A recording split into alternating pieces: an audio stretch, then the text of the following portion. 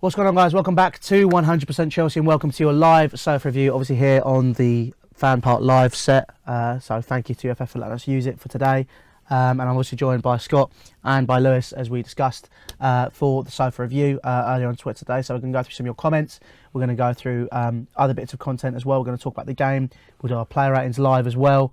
And we're just basically going to analyse what was a shit show, quite frankly, and obviously go through the deeper rooted problems in the club, because there are some existing, and it's just a straight up nightmare.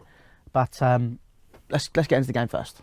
And obviously we were all there yesterday, all saw the worst defeat Chelsea faced in the Premier League era. Luiz, you start, mate. We played the finished article, and I think if we'd started that game better, it could have been I'm not going to say we could have won or we could have drawn. I'm not going to go too deep into it, but I think it would have been a much more different result if we went into that game better. But we fell asleep for the first goal, and then everything just fell apart through there. There was small mistakes, and when you're facing a team like Man City, they're just going to make you pay for every single mistake, and that's why they were 4-0 up within 25 minutes. I mean, Scott, Luiz just summarised it perfectly. Obviously, they are the finished article. However, you've still got to have you've still got to show a bit of pride, and we didn't do that at all yesterday. No, the best way I can put it is we tried to outpass the best passing team in the country. And I said before the game that I wouldn't have cared if there was some effort put in, but there was no effort. I mean, Higuain to an extent, Hazard to an extent, Kante to an extent, because it's Kante, but apart from that, it was dreadful. No one was really putting in any effort. No one was really looking like they wanted to play. As Luiz said, 25 minutes and it was the end of the game. Yeah, and I mean, one guy here, CFC, I know, he sent a super chat, so I said, give Surrey time. We are in a cup final, playing the team which beat us 6-0 in that cup final. Look, I don't know what to say, to be honest. I'm still was trying to piece it together this morning. I'm still trying to piece it together now. How can something go so wrong so quickly?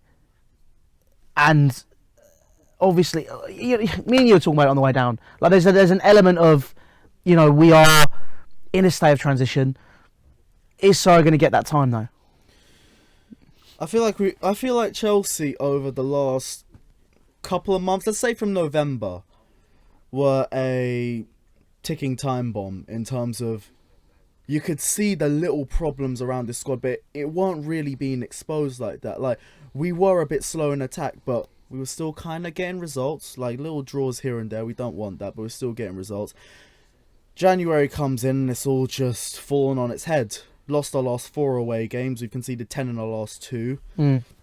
I get Maurizio Sarri's game management was poor, and I understand that. Me and you were talking on the way down. I was saying I would have made a sub at 3-0. I would have brought on Ruben Loftus-Cheek and I would have taken off Ross Barkley, so we could have at least a bit more attacking threat. We didn't make a sub till the 50th minute, and it was Kovacic. Now, Kovacic is a quality player. He's got great quality on the ball, but let's be real. He ain't going to shoot. No, it's not his game. That's the thing. And it's a case of in-game management, but then, when we talk about all the other different elements, you then look at the players that we've brought in, the money that we've spent on those players to bring in, which might mean that we don't have the money to spend now. Let's look back at the 2017-18 summer transfer window. 58 mil on Morata, 40 on Bakayoko, 35 on Drinkwater. Like, our problem has been that, and I don't think it's been said too many times, but we basically spent like Real Madrid on players that barely would even improve the quality of sides outside the top 7. At least that's what I think. I think you got a point now. I think that the main problem is if you look at like teams like Real Madrid or PSG or whoever that are able to go out and spend mad money, they'll go and buy players that might not necessarily improve the team all that much, but they'll at least, you can at least see their quality. We just went out and bought anyone and everyone. It just seemed like we needed a CDM to replace Matic. We just bought the first person that was available for a decent amount of money. And it's just, I get that. It's as decent as 40 million is, but then you look Yeah. at it, it's like little things in those transfers as well. Like, do you remember how nearly every transfer that we made that season, just so happened to be injured?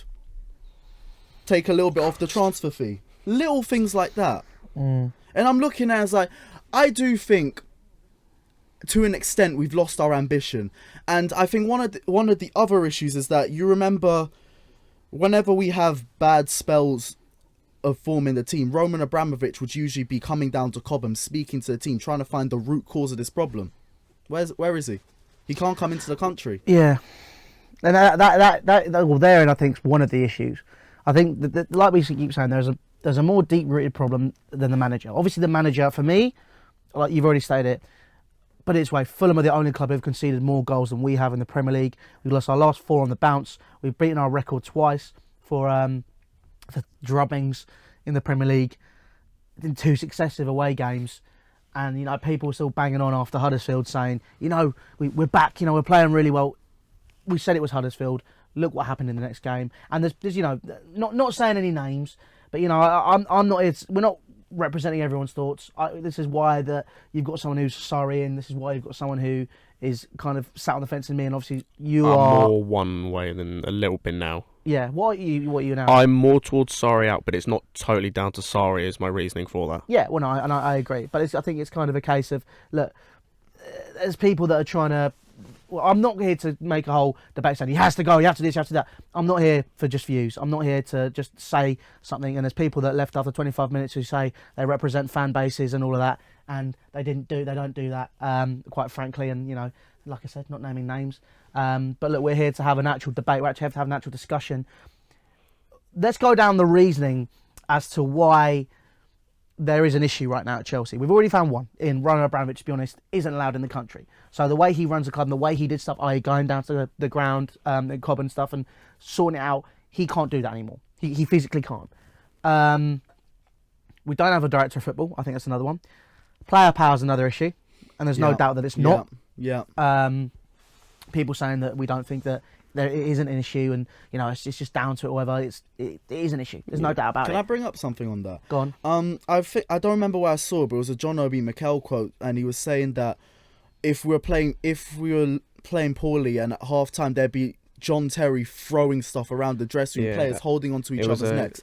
Me and you watched the tunnel cam for City 6, Chelsea 0. Now, I'm not gonna say anything about, because you could see on the faces of those players, they weren't happy with the result. I will give them that. But you compare that to John Terry's era, would we be standing around wanting to swap shirts now? Would we be doing any sort of... And I know I'm sounding like one of those older Yadars when I say stuff like that. But you think about the mentality. Well, I don't even think it's just that. I when you were saying I was watching the players' faces, they looked upset. But they're like, oh, we've lost. There was nothing. Marcus Alonso is a prime example when he only walked off the pitch. That pissed me off. That and one other thing pissed me off that game more than anything. Player power is an issue. I mean, look, put it this way. It was an issue when John Terry was about, when Frank Lampard was about, Drogba. You could see that was kind of one of the reasons that Andre Villas-Boas was sacked.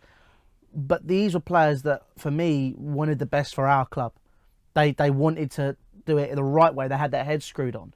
Whereas it feels a bit me with these players. Yep. It's all individuals. Yeah. Do you remember what we saw? I showed you that quote from The Independent. Apparently, some of the players are now complaining that the system is too tactical and there's too much being asked of all of them. And I'm being honest, when I hear something like that, I'm thinking, what did you ask for? Last season, everyone was complaining about Conte's system. Now you're complaining that this system is too tactical. I think it's just a case of, with these players, there's a lot of them that maybe just aren't smart enough. I don't even think it's that. I think if you go to any top club in the world, unless they hire a manager who is only managed at small clubs, you're going to be playing a highly tactical system. You look at Pep's system, Klopp's system, the system over the years at Real Madrid. Systems. But you look at the system over at Real Madrid over the years, like Barcelona. If you want to play for a top team, you have to get used to playing in a tactical system. Yeah, I think this is it. And there are mediocre players in that team. Ross Barkley, again, no game management, poor. I thought no player could come out holding their head high.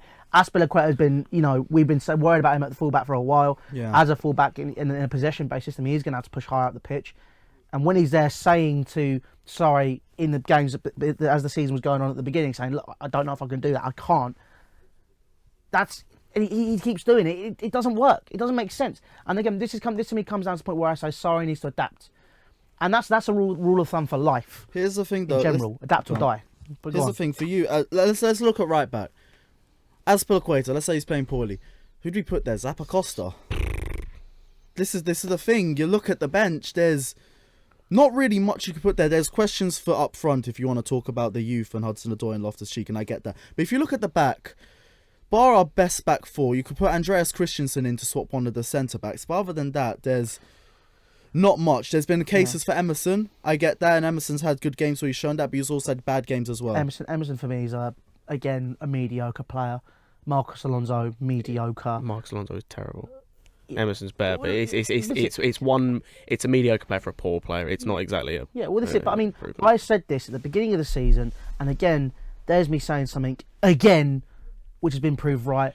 Marcos Alonso as a conventional left back does not make sense. That is not his position. He plays wing back.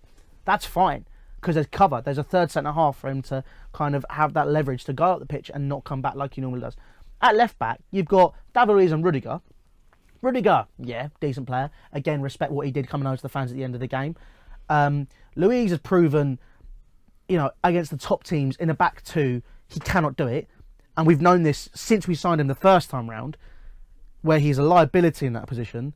Whereas in a back three, you had Azpilicueta, you had Luiz, and you had Rudiger, as an example. Yeah. Luiz had the freedom to make those movements, to go out and pass and do what he needed to do, because he had the cover of arguably one of the best defenders on the planet in Azpilicueta, and Rudiger, who is, I'd say, a very solid player.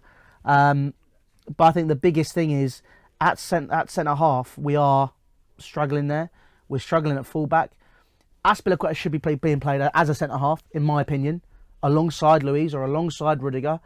But we're too busy trying to play this one system, which is play out from the back. There were times yesterday when you're 3-0 down, stop playing out from the back, because City were putting the pressure on. No, but I saw instances where we panicked, and instead of passing out from the back, we just hoofed it. And here's the thing, when we're all sitting deep trying to protect ourselves from City's attack, all Man City have to do in terms of their defence is just put two players on Higuain.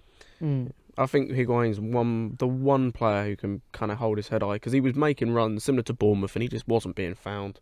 And when there were a couple of chances, like he had one from, was it Kante? When it was 0-0 right near the start, and he went for a volley and he kind of scuffed it. But apart from that, it's again, he's making the runs. And now, granted it was City and the whole team was poor and we got spanked 6-0, but there is now no excuse in terms of, for those people that say players aren't finding people, there's no runs. There are runs being made. No. And no one's finding them. Well, this is it. And I just feel that there is issue after issue after issue. We've spoken about player power. We've spoken about Sorry and his tactics, quite frankly. I mean, look, you're saying we don't have the quality of players to play a system. It's as simple as that. I'm going to say that now. Or the system which everyone wants to see, which I'm so sick of hearing week in, week out. Everyone talking about bloody Sorry ball. I'm sorry, this isn't Sorry ball, but can we give it a rest? Because the game which you see in Napoli, sending us pictures and videos of people that are playing for Napoli, is a completely different team to Chelsea. No two things are exactly the same. That is the reality of it. But that's the case of transition. If we're not prepared to transition, why did we bring him in? Well, no, this is it. I don't. Well, it's true. I mean, Terry's there, making the exact point. Do you want to hop in for 2 minutes and say something? Because you're making a lot of noise there. So No, I will. Just for 30 seconds. This man is right. Right. What I'd say about Chelsea, real quick. Chelsea fans, I hope you're all feeling okay today. No, that'll pick me up. I would say this: you can't bring a manager like Sarri in if you're not going to give him the time to implement his philosophy. Yeah. I keep hearing people say he has to change his philosophy. Now, I get he might have to compromise in areas. I would, for instance, look at putting Kante back into the holding midfield role and adapting it slightly. But he plays a certain style of football. He's going to want to play that way or leave. I think what you said right. I don't think the players want to play that way. I don't think they're all behind him. I don't think they're all motivated. And the reason I believe Sarri when he says that is because it's the third manager on the bounce in a 3.5 to 4 year period who have said very similar things. So you get to a stage where your club has allowed player power to become an intrinsic part of the culture of Chelsea Football Club. The fans are culpable because you have seen your greatest ever manager, you have seen a legend player who then wins you the Champions League treated like absolute garbage. Even the way people like Ashley Cole that were part of your golden generation, the way they were allowed to just leave very unceremoniously, not offered new deals, not kept. I mean, the guy still was playing at a decent level when he left you guys and could have done a job for you, but I think he was disrespected. But because fans have allowed that to happen, because what was happening is you were getting rid of a manager that you may have loved, new guy was coming in, you had more money than every other club in England at the time, even more than any other European club at that stage. And because you then bounced back very quickly and won more titles, won more cups, you guys kind of just accepted it because you were winning the lottery every year. Now with the competitiveness in the Premier League changing, City being this superpower that run brilliantly, Spurs now being a top side, which none of us expected to see ever happening. Yeah. Because of the emergence of those teams and the European elites such as Paris Saint-Germain and all those guys growing further and further away from Premier League teams over the last 5 years, Chelsea are suddenly not able just to bounce back by changing their manager all of a sudden. And I think there's a big panic setting in amongst fans that this normally works when we change a manager. It normally works almost straight away. I wouldn't say that's the case. I don't think the changing manager, that last bit, I definitely don't think it's that. I think it's just a case of everything you said though is so true. The fact that normally when we do change it up and winning trophies, look, everyone loves winning a trophy. There's no doubt about that. It does paper over the cracks. But for example, last season for me was the first time I really properly noticed the power shift with the players. I think the biggest thing for me was that there's the player, like I was saying earlier, player power at Chelsea in that golden generation.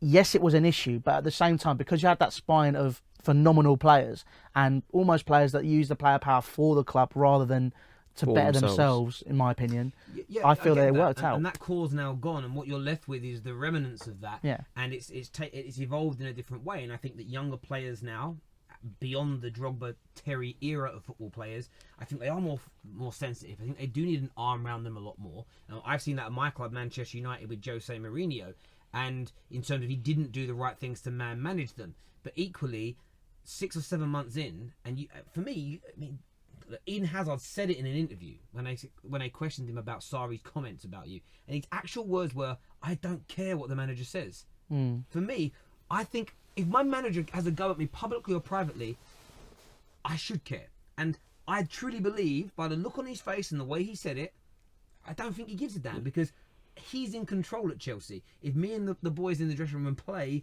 you'll keep your job. If I don't, you're done and you're finished. And Chelsea have got a very good squad of players. Yes, I think it needs to be improved. Yes, I think you could go out there and bring in better. But there's this narrative going around that you've almost got this like League One standard squad. The only good player out there is Eden Hazard, and it's really tough and it's really difficult. But if that is the case and your squad isn't good enough, then Sarri can't be to blame, because he hasn't got the tools to complete his job with. But I think there's a bit of both. You need to improve the squad, but equally, Sarri needs to be given the players that he needs. And again, we've seen it under Jose, followed by Conte. Players sold that they wanted to keep.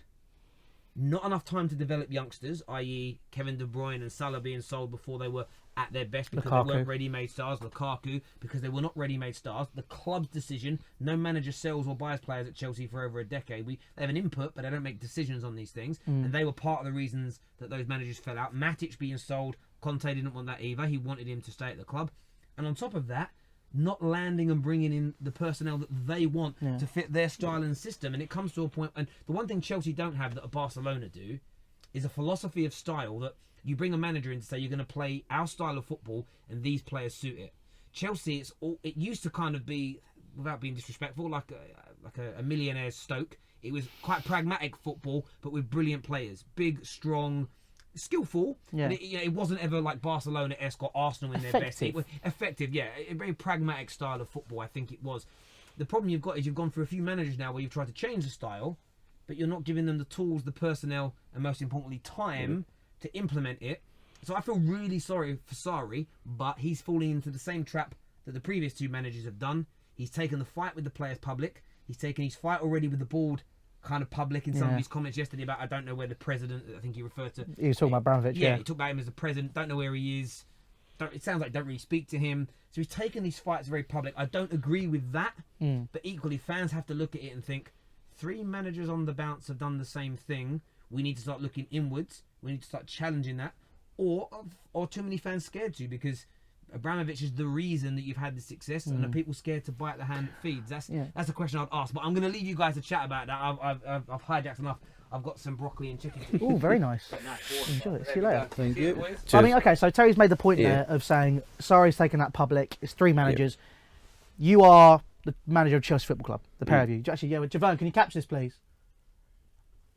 Okay. So you two, you are the managers of Chelsea Football Club. Not together, you both got your own separate reigns. You got sacked after 3 years. You've got sacked after 3 years, but you're currently in the job. Yep. What would you do differently as soon as you walk through the door with that club, if you had the options and you had the freedom to make those choices? You go first, Scott. Have I got the option of buying? I'm going to ask first. Have I got the option of going to the board and saying I want this player, I want that player, and they will get them for me?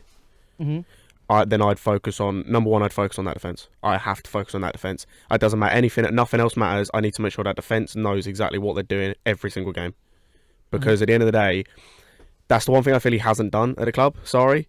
We've played. It is an attacking style of football. I understand that, but he's dealing with the defence that have got 2 fullbacks that have got no legs. A centre back is a liability at times, and the other centre back can't do the job of the other 3 defenders by himself. So that's the first thing I do. Honestly, apart from that, I can't see what else I'd do differently. I wouldn't take stuff public, but I think Terry had a point we've spoken about where you can't really. If anything, I go for the Ole Gunnar Solskjaer style of management, where it seems like he's just been with the players at United. He's given them a morale boost, Giving them freedom. Yeah, and apart from that, I can't see what else you do. The position at Chelsea Football Club at this point is untenable. Whoever you bring in at this, unless it's a Lampard or a Terry or an old legend, it's nearly untenable. I mean, we'll get onto that after, because that's definitely something I want to talk about, because me and Luiz speaking about on the car on the way over. Right, you walk to the front door. It is June 2019. Sarri's been sacked. You now have a job to do at Chelsea Football Club, as well as signing players you want. What else would you do differently to Scott? First thing I do is I sort out the winger situation, because we've got 2 of the oldest wingers in the league. One of Willian and Pedro would have to go. Who would you want? Here's the thing. If Willian would accept a lesser role, I'd keep him. Because I think his experience, I think him in Championship... Because think about it. Let's look at little things. Like little 3rd round games of the Cup. The guy plays like a mini Hazard. Yeah. Let's give him that sort of quality. In those smaller games, he could be a lot better. But Pedro's also the oldest. He'd be the more likely to go. So I'd keep Willian, Hudson-Odoi, Pulisic. I'd have Hudson-Odoi and Pulisic fighting over the number 1 spot. In terms of the striker situation... Would you keep Higuain? It ain't been long enough for me to make a call. No. I'd say his movement is still world class, and if you give him any little bit of space, he will find the net. He's a quality striker, so I wouldn't be against keeping him. Number 1 aim would be keeping Eden Hazard. For the defence, I'm not gonna lie, David Luiz is a great passer of the ball. His long passes are great, but I feel like it saves him. Because if it wasn't for that, him being so rash and those little mistakes that he keeps making is the difference between a world-class defender and a good defender, so you'd have to go. What else would I do?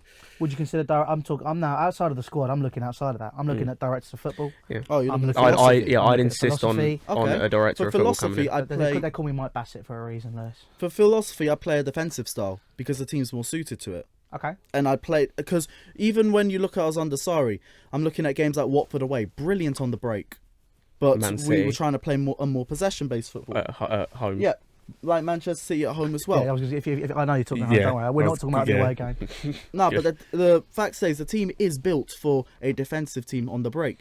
So especially with the lack of time that Sarri has right now, I'd stick to what the team's good at. But the thing is, that's not what Sarri's been brought to do. That's why he's not doing that. So if he does get sacked, it's stupid from the board, because that's another payout that they're going to have to do, and that's more money gone with a 2-year potential transfer ban on the line. This is what I mean by we're short-sighted. I want to point out as well that will be even more money, because we had to sign, wasn't it, a 6 million release clause to get Sarri, because he was technically still under contract at Napoli. 8. So that'll be more money wasted. Now, here's the thing. Sarri knows how to deal with tough managers. He's dealt with the Napoli owner for 4 years. Yeah, no, and he no, openly criticised him in the media. Yeah, I mean, De Laurentiis is a different animal to this Chelsea board. He is a nut job. I think that's the way No, to but put this is it. the thing. I think Surrey can cope.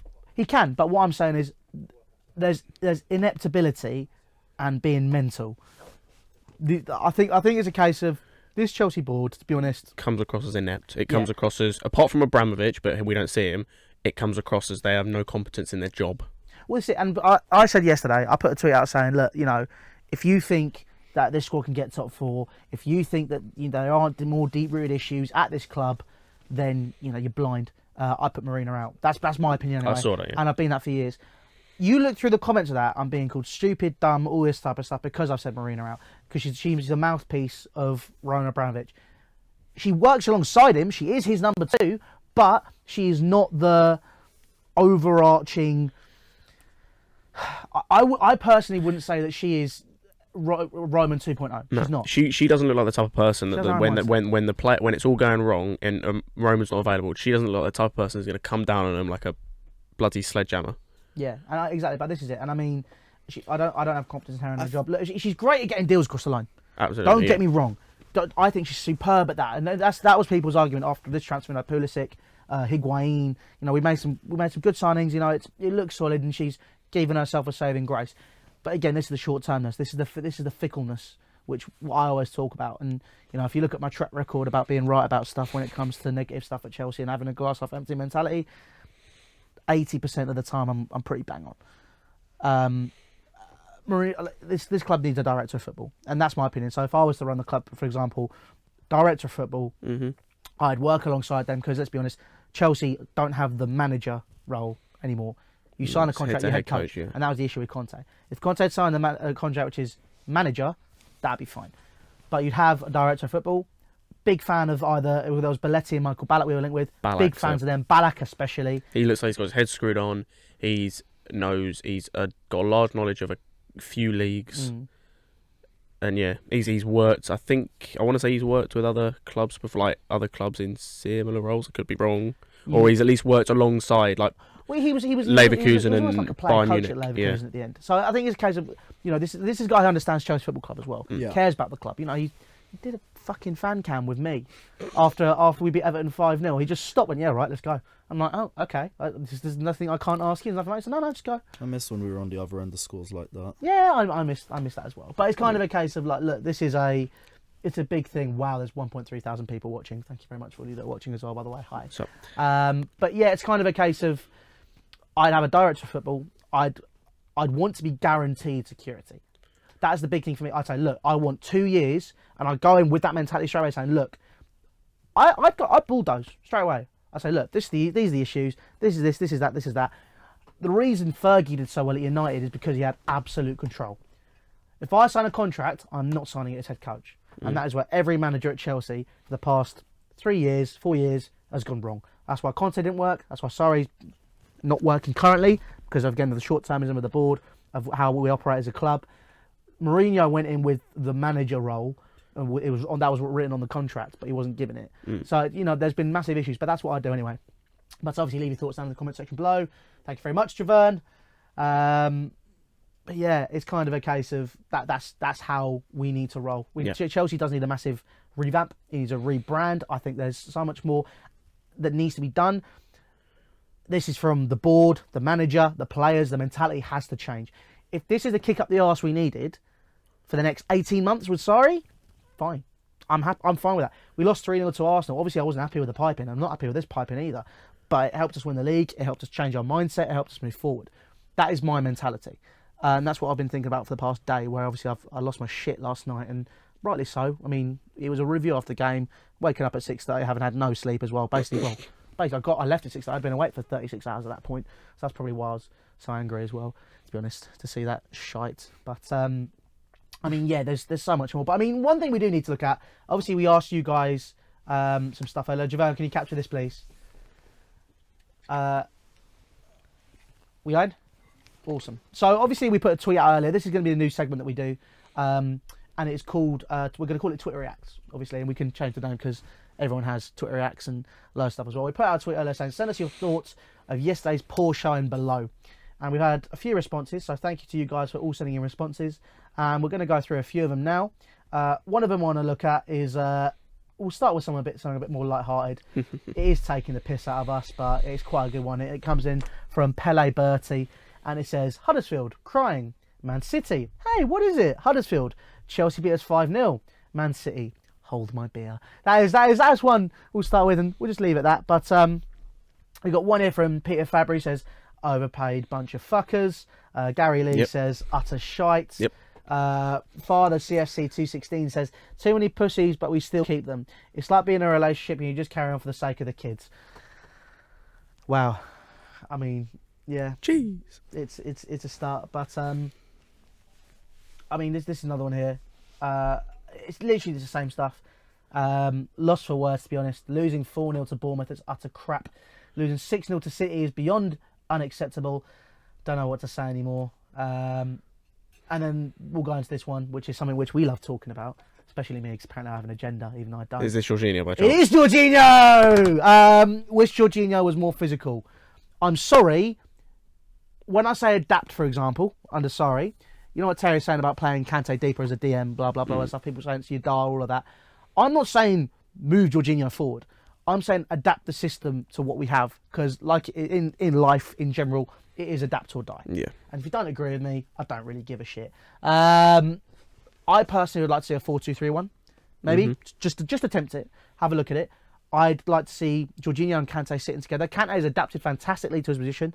I'm not saying he's playing badly. I think Kante has been absolutely superb. But you need to give cover for Jorginho. You need to cover for his weaknesses. Exactly. And Jorginho's weaknesses are literally having the no-touch policy in a strip club when he's tackling and defending. Yesterday, the first couple of goals, you look at the corners of the boxes. I haven't really watched it. I don't particularly plan to, but from what I saw, you saw Jorginho come to the edge of the box, marking Kevin De Bruyne on 2 occasions. Both times, he let him go past him. He just stroked him, basically. He turned round, De Bruyne's gone, moved the ball, Aguero's in. That was the 2-0.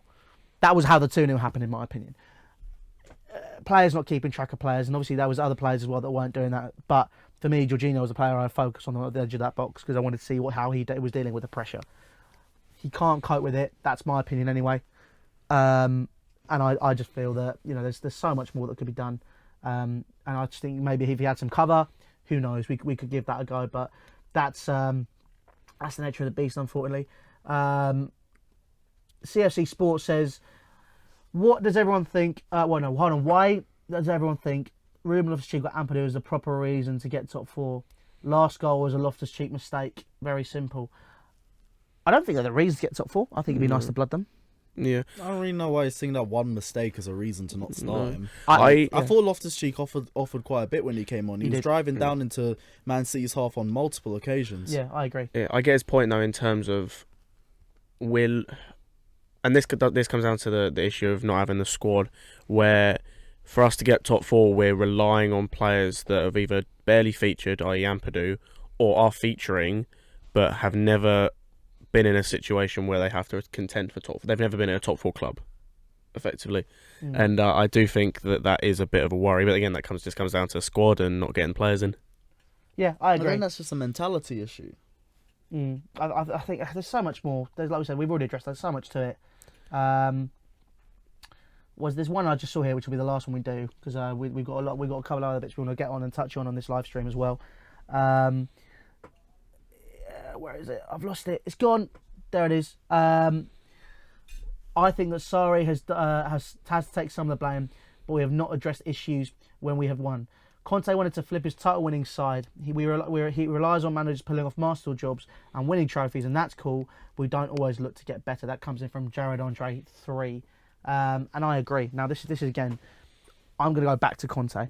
Now, Antonio Conte, in the end, it was right to sack him.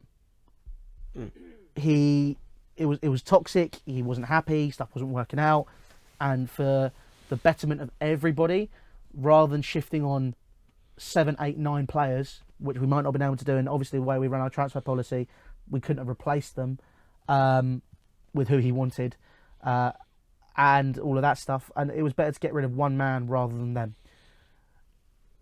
This issue for me lies in the fact that we've already addressed. Let's be honest. This side that won the league, this is the players we have now, won the league 2-3 years ago.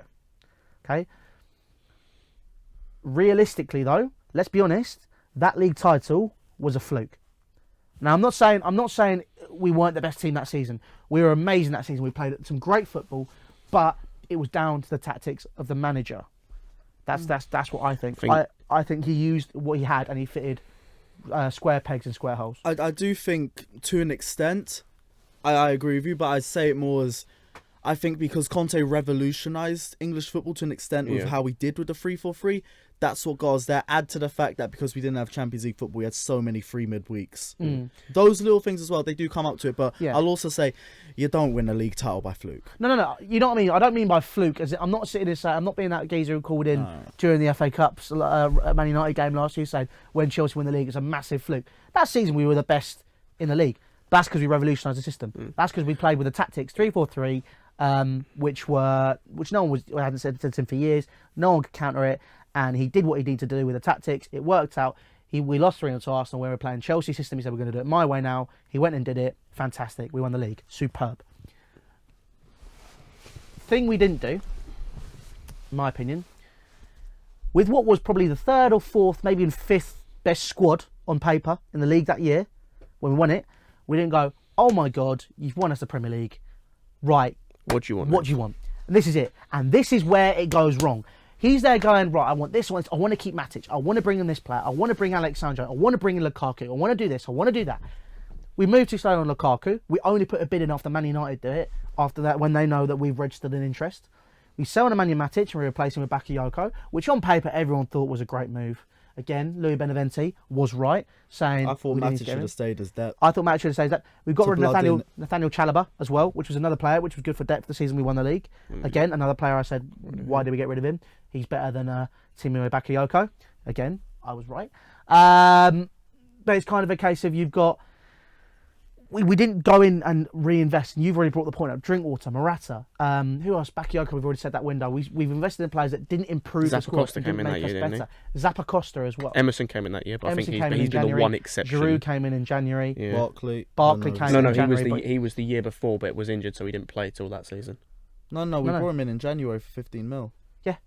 That's why we... No, we were going to get him, but then I don't remember why, but it fell through and it came in January. He didn't want to go. He wanted to. Because I remember his first game was an FA Cup game or a cup game, and he was dreadful.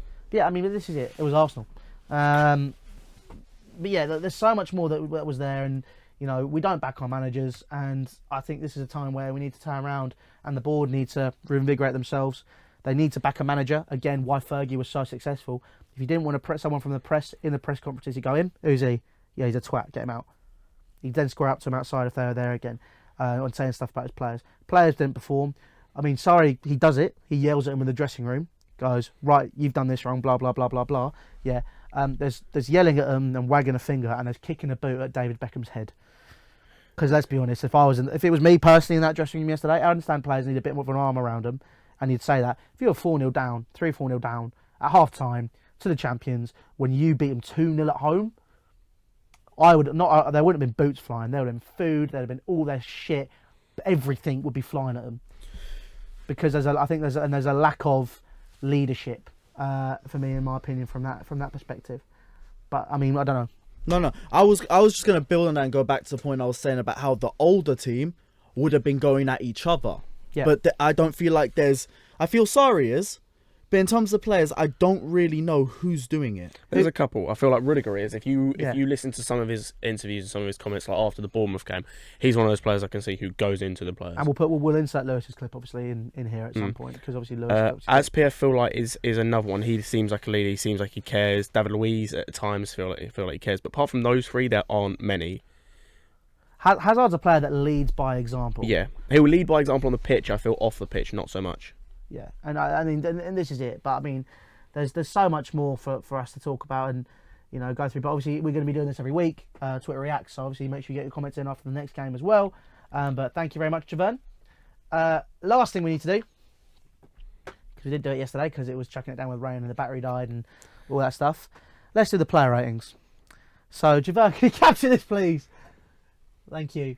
So obviously, this is the player ratings for Manchester City 6, Chelsea 0.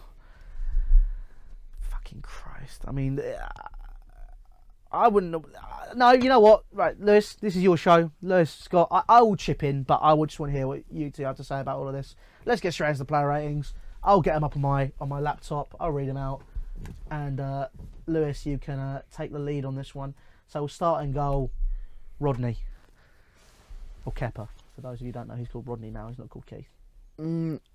Kepa, I'll say, by Kepa's standards, he had a poor game. And let's be real, he conceded 6, so we can't get a good rating anyway. But I feel in terms of the goals that he's going to get blamed for, I think only one of them he really can get. I know the Aguero one, the goal, everyone was saying that he should have got a stronger hand to it. Here's the thing. That was an insane goal. Here's the thing. Yeah, I remember start of the season, I was speaking a lot about Kepa and saying that his strength behind the ball needs to improve, and it has. Over the last couple of months, he's been so good. So I'm not going to look at that sort of goal. I just think it's a great goal by Aguero. And Kepa just couldn't get a hand to it. Is it Aguero is now joint with Alan Shearer for most Premier League hat-tricks, and is argued for me one of the most underrated centre-forwards the Premier League has ever He's seen. never won a Player of the Year. He's never won a Player of the Year?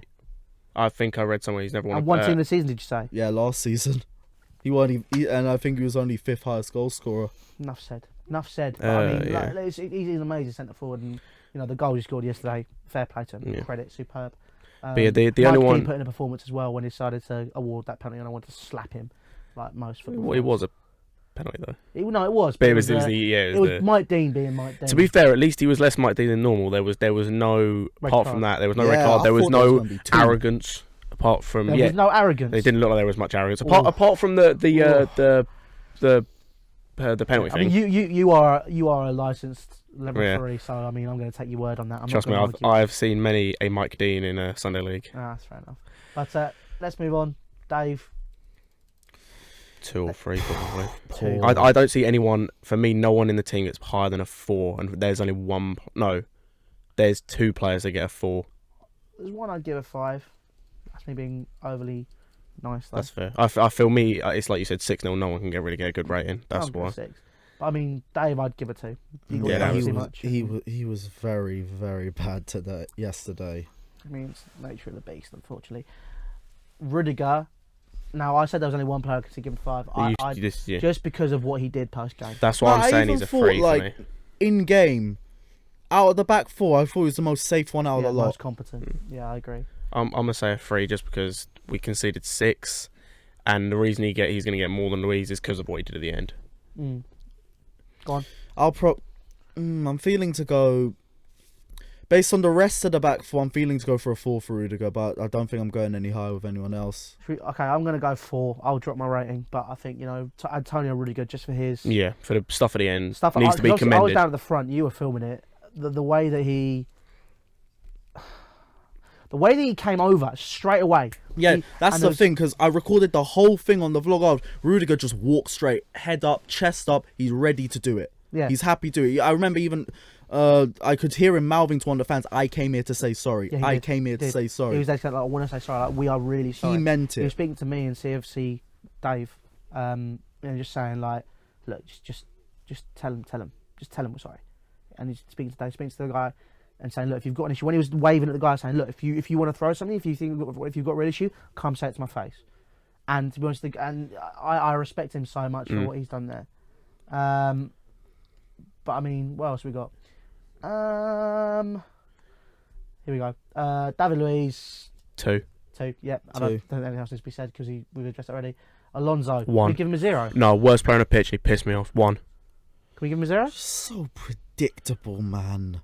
That Betty. Every damn time. That substitution. I never wanted to play that substitution. Like you don't walk off the pitch. Barkley had a shit game. He ran off the pitch. Pedro had a shit game. He ran off the pitch. You don't walk off the pitch when you're 5-0 down, head down, looking at the floor. Alonso just has a very lazy thing about him. And when you're covering that entire left flank, you can't have that. 1 or 0? What are you giving him? I'm giving it a 1 because a 0. You can't really rate someone a 0. You've got to give him a rating. He walked off the pitch. Only player I've given arrogance. He's predictable. He's slow. He doesn't fit the system. He is lazy. It almost seems like he doesn't care. Yeah, I say 1 just because I feel like you can't give a 0. Like I don't think you can give a 0 to a player, but if you can, then 0. I'm very harsh on that type of stuff, and this is why me and Lewis balance out quite well. Only player I've given a 0 was Bakayoko against Watford, I think. So I'm gonna give Alonso a 1. Actually, that's a good point. If that's the case, I think he was as bad because Oh he had no, a whole. Bakayoko didn't even last the first. Yeah, half. no, I saw that game. That he was bad, but with the You stuff Alonso now did, imagine being there. yeah, Jesus, that was disgusting. N'Golo Kante. he's one of the 2 players I'm gonna give a 4 because he can't do. He tries to do everything for the other 2 midfielders. He's like Rudiger in terms of what I said earlier about he has to compensate for the other 2 midfielders in a game like this. And as much as he can do, he can't do everything. And he works his hardest all the time. So yeah, 4 for me. When the system falls apart like that and you got a player like Kante, he's just going to keep trying to get the ball. 4. And I feel with the way that we all fell apart, and at least with Kante trying, I'd give him a 3. 3. Yeah. Based on the fact that the system fell apart and it contributed to him having a poorer game. I thought again Kante was the most professional one out of a lot of them. Him and I've never really. Oh no, all that. Kante was professional, but I felt like as the game continued, he started to take the game more for himself, and I feel like that contributed to us failing a little bit more. Not saying anything against Kante, at least he was trying, but I'm talking about as the game, I'd probably give him a 3. Yeah, I'd say 3. We'll give you. I can understand why he's giving a 3. So we'll go 3 for that. Can I just give the Jorginho rating? Can we move on? I was gonna say 1. Yeah. 1 couldn't do anything. Cool. Let's move on. Ross Barkley. 1. 1. Move on. Don't need to say anything else. Pedro. 2. Didn't really give a lot going forward, to be honest. Higuain. He's the other one I'm giving a 4 because he had next to nothing to work with, but still made those runs and he worked hard going forward. He's dealing with, in my opinion, one of the best centre backs in the league and also a very other good centre back. And he had not a lot to work with and still put in a shift. I might be a bit harsh here. I'm going to go for a 3, but it's only because one of his clearances did end up leading to one of the goals. Yeah, that's fair. 3. I agree. I think he again. He it's just He did what he had to do, and I get Higuain ain't a defender. I get that, but in terms of the game, I'd still go for a 3. That's fair. Yeah, I'd say 3. We'll go for that as well. We haven't even spoken about him today because he was that invisible. Mr. Eden Hazard. 3. First half he tried. I'll give him that. Second half, by that point, for everyone, the game was done. So, Hazard, I'll give him a 2. I'm thinking 2-2. 2-2. 2. 2-2-2-2. Wish it was 2-2. Same. 2. Yeah, I'm giving a 3. 3. I'm gonna go. Just because I don't think he was as bad as people like Pedro, David Luiz, Aspi, etc. I agree. I didn't think it was as bad, but I thought to an extent he was as ineffective. Yeah, I'm gonna say 2. That's my opinion anyway, and I think he wasn't as effective, but at the same time he didn't really offer much either. Yeah. He tried, but look, he can't do it on his own. But he was poor yesterday. Sorry. Now go through the substitutions. We'll just knock these ones off quickly. Emerson. I'm not giving him a rating because I don't remember him doing anything, and he was just brought in right near the end of the game. I don't even remember him coming on. I don't even remember him coming on. You do because of that stupid Marcus Alonso shit, but I remember him apart from on, that, I watched Alonso go off. Oh, then you looked down. While he was walking, I was like, yeah, no, he's walking. I'm just going to stop looking, otherwise I'm going to get That's really fair. vexed really quickly. So obviously Emerson came on, didn't do anything. 73rd minute, that is warranting, by my rules anyway, as someone who's done player ratings before, if they've had 15, 20 minutes, they can give them a slight rating, give them a 3 as the average. Average in a game like this, yeah. Yeah. Of Emerson, I didn't really see much from him.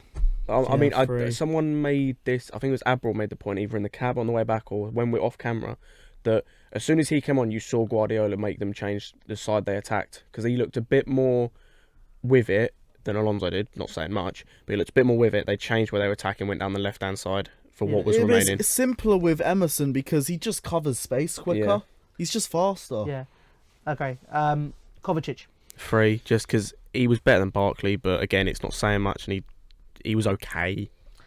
Yeah, I agree. 3? 3, but I think Loftus-Cheek should have come on first. Yes, and that's the last Loftus-Cheek came man. on the wrong position, Ruben in my Loftus-Cheek opinion. is the one player I consider giving a 4. 4 Yeah. or 5. I agree. Because of his impetus Actually, on the yeah, game, he's the the effect he third had. player. He was one in the wrong position, though, for me, personally. I'd have taken Jorginho off Kovacic at CDM or Regista, and then Loftus-Cheek in the midfield. Yeah. Him putting him on the wing just for me doesn't make all that much sense. I know he can play there, but Well, this is when I talk about changing this system and looking and adapting it for the Premier League, playing that 4-2-3-1. When I say Kante and Jorginho sit, I'm looking at Loftus-Cheek as that 10, as that player to drive the play forward in behind the centre forward, and then you have Hazard and Hudson-Odoi on an ideal world as the 2 wingers. That's my opinion anyway. That's what I'd like. That I think he's one that adds impetus. He drives the ball forward. He's strong. He's physical. He can shoot. I think he's the man to play in that position personally. I don't know what you think. Do you see where I'm coming from? Or I'd definitely have Loftus-Cheek in that left centre mid role. Yeah, definitely. Especially of no offense to Barkley, but 15 million safe risk done. Kovacic is a Real Madrid player, not a Chelsea player. I go for Loftus-Cheek. Yeah, I agree. I'm with you on that. But yeah, are we doing the manager? Because I know what I'm giving him, and it's a point I want to bring up. Okay, let's do the manager. 1, tactics poor, lineup poor, in-game management poor, and the final point, and the other point I mentioned that pissed me off, it's not a big point, and there are other problems, but at the end of the day in football, whoever you are, player, coach, manager, linesman, referee, don't care who, when you are tasked with shaking someone's hand, unless they have done something to disrespect you, unless they have done something to disrespect your family, unless they have caused disrespect on the pitch, unless they have caused an argument with you, anything like that, you shake their hand, no matter what. Without respect in sport, there is very little else in terms of there has to be respect, otherwise it's pointless. I agree. The pathetic nature of which he walked down the tunnel without even giving Pep a look, without even giving Pep anything, even the remnants of a handshake or a pat on the back or anything, for me is pathetic. I agree with you on that, and I think it is it's a small sign of Sarri losing his head. Well, I won't say a small sign. Like, obviously, you've got to do it. But the one thing I'll look at as well, Guardiola at least continued to defend him in the press conferences, saying that my first season was hard as well. But if you want to talk about the rating, I think Sarri definitely deserves a low rating. I think the lineup up front was all right. I think Loftus-Cheek should have started. Back 4, switch Emerson for Alonso so we can at least move the ball up quicker. But the issue is that we didn't change quickly enough. We were getting battered, and I think a change should have come early. And the issue is we don't even have the team. This is it. And we've already. This is why every issue comes on top of another issue. That's why we've been talking about. I feel like we've also been going around circles. Each issue comes back to another. Yeah. It does, and unfortunately that is it. But I mean, we'll have to see. But obviously, thank you for watching the player ratings. Obviously, subscribe, like, and all that good stuff. Javern, thank you very much. Obviously, last orders of business, gentlemen. Anything else you want to cover from yesterday's game? We can do sorry and all out or not? You want to do that? I mean, if you said we're going to do it, do you want to still do it? I thought we'd already done it, but we can do it as an independent video. Do you want to do it? I kind of feel like we've put a lot into the last couple of videos to the point where we're just repeating ourselves. That's fair. If the results continue to get poor, this discussion is going to get even bigger, and then we should do it. I mean, I think the way we should address this is Sarri, the right manager for Chelsea, and I think it's something we've gone. Let's do that. So Javern, can you capture this? There's no more captures. No more time. Oh, okay. No worries. We got. Well, I mean, we've kind of covered it anyway. Yep. We've gone through it. We've run out of time, but let's just go through last couple of comments. Just wrap up quickly. Just a lot of people saying Pep. To be honest, Pep. I'm not even kidding. The comment section is literally just saying Pep. I wish we had Guardiola. It's just catching up on itself. Hold on. Speaking of Guardiola, there was a little article I remember. Guardiola, when Mourinho first got sacked, for the second time got sacked, he was saying that if he came in, he needs 10 new players. Now, I know the system's changed. I know the players have changed a little bit since then, but it's just to add a little bit of emphasis to the fact of how much we need to change. Well, I mean, we've already gone through it. We've spoken about everything to do with that. We've spoken about the the need for new players. We've spoken about the need for a director of football. There's so much more there that we need to talk about. But again, we just be repeating ourselves. We've been saying it week in, week out for ages. But yeah, look, I think we'll leave it there. So listen, if you've been watching the thousands of you that there has been, look, thank you very much. Really appreciate you. If you enjoyed this bit of content, obviously the reasons this content's been made, in an ideal world, we wouldn't be having this. We'd just be talking football. And we are going to be doing that more and more. So if you enjoyed this and you enjoy it live, let us know in the comment section below, and we will be doing it more. So make sure you follow us on our socials. So at 100PCT Chelsea on Twitter. I think it's the same on Instagram. And obviously follow these guys' socials. Obviously Scotty P, he's got his. They're all in the Twitter and stuff. Luiz is obviously Lewis's. And they'll be all linked down below, as on mine. But yeah, guys, listen. Thank you very much for watching. Take care, and we will see you later.